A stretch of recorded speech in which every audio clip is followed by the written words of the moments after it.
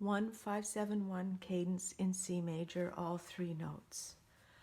So the two-note cadence has the bottom note going down and up again.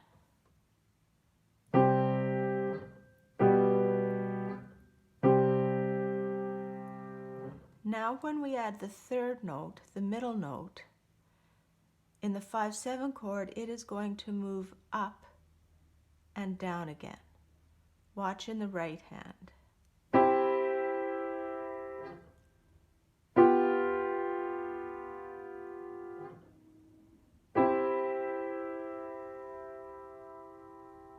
I'm using finger 4 on the F.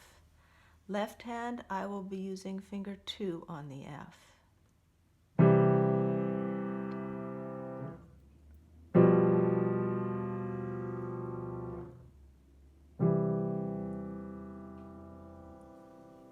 Both hands.